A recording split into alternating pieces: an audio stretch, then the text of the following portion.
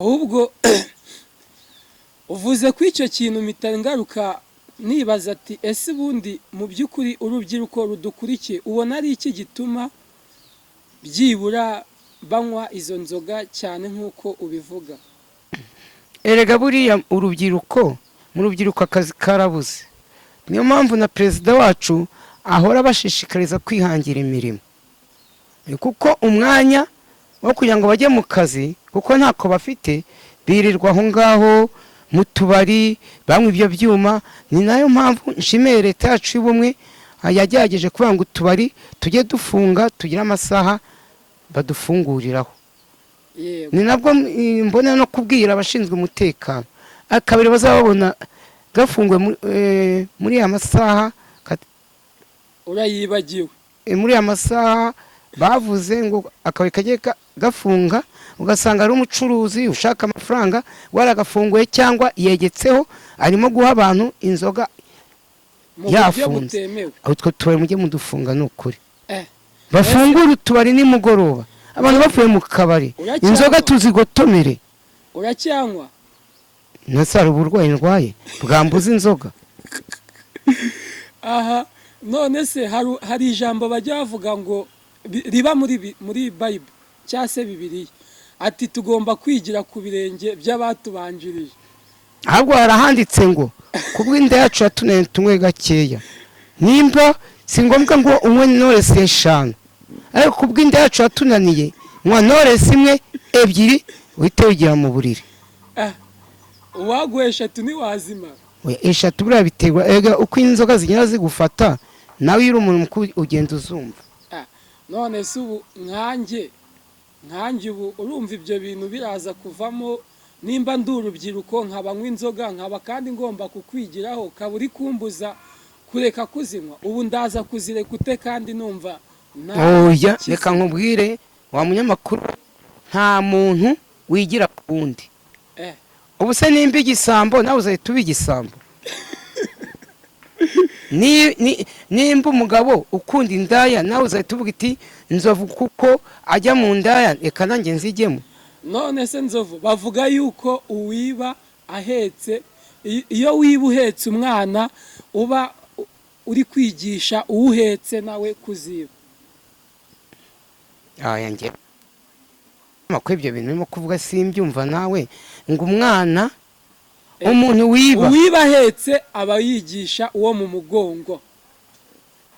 None se ubwo ngo reka nkubwire njyewe rero nimba ari ibyo mpetse umwana nkajya kwiba kugira ngo ntamwigisha, namuzirika amaso kugira ngo atabona ibyo ndimo gukora. Nimba ngiye kwiba igitoki cy'abandi mu rutoki, wa mwana ntabwo azabibona ko nakibye, ya namupfuka amaso.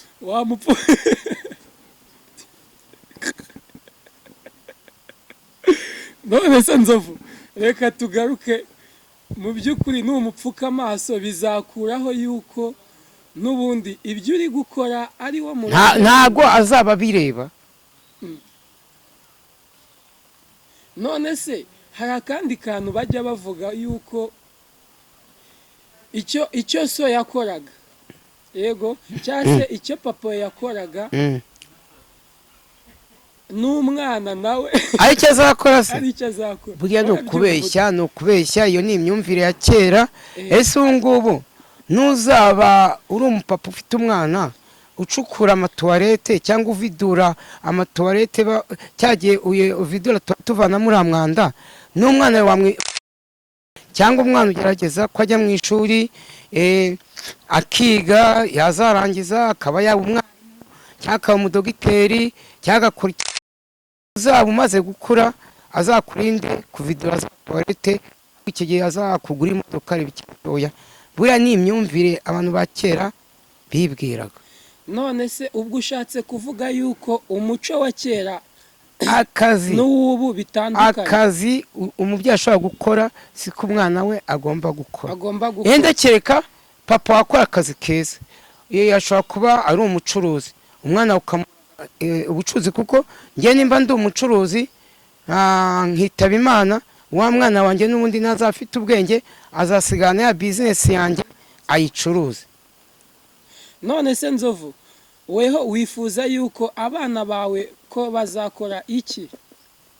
abana banjye rero reka nkubwire, burya njye mu byo mpora mvuga, burya abana akenshi bihitiramo, muri iki gihe basigaye bihitiramo, si ukuvuga ngo nimba narakoze ibiganiro cyangwa nakinnye amafilime nakinnye amakomedi, hari igihe abana banjye batabikoramo. Nk'urugero, njyewe ndi umugaturika, ariko abana banjye abenshi bari muri ADEPR kubera mama wabo, barasenga bakajya mu makorali bakaririmba.